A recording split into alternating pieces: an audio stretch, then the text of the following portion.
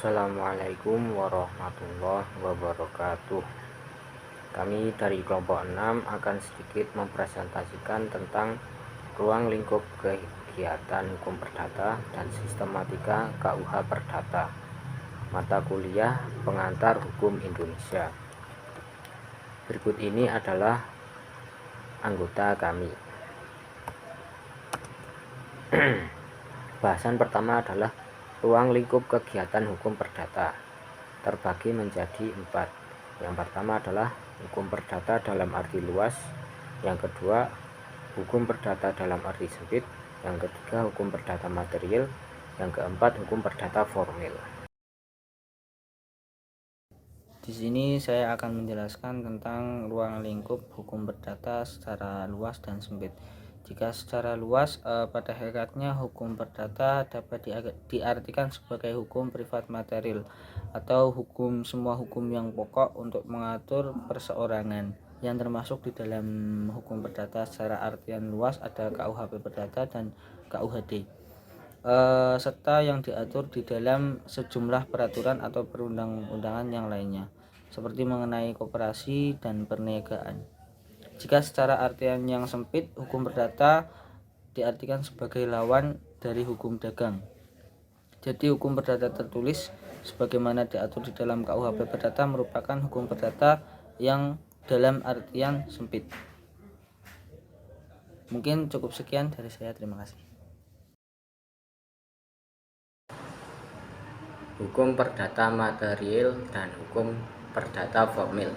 Yang pertama adalah hukum perdata material. Hukum perdata material adalah segala ketentuan hukum yang mengatur hak dan kewajiban seseorang dalam hubungannya terhadap orang lain dalam masyarakat. Hukum perdata material ialah aturan-aturan yang mengatur hak dan kewajiban perdata seseorang. Dengan kata lain, bahwa hukum perdata material mengatur kepentingan perdata setiap subjek hukum yang pengaturannya terdapat di dalam KUH Perdata, KUHD, dan sebagainya. Yang kedua adalah hukum perdata formil. Hukum perdata formil adalah segala ketentuan-ketentuan yang mengatur tentang cara seseorang mendapatkan hak atau keadilan berdasarkan hukum perdata material. Cara untuk mendapatkan keadilan di muka hakim lazim disebut hukum acara perdata. Hukum perdata formil merupakan ketentuan yang mengatur bagaimana tata cara seseorang menuntut haknya apabila dirugikan oleh orang lain. Mengatur menurut cara mana pemenuhan hak material yang dapat dijamin. Hukum perdata formil bermaksud mempertahankan hukum perdata material, karena hukum perdata formil berfungsi menerapkan hukum perdata material. Hukum perdata formil, misalnya hukum acara perdata, terdapat dalam Reglemen Indonesia yang diperbarui atau disingkat RIP. Sekian, terima kasih.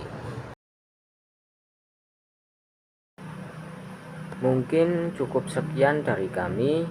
Apabila ada kekurangan, kami mohon maaf. Assalamualaikum warahmatullahi wabarakatuh.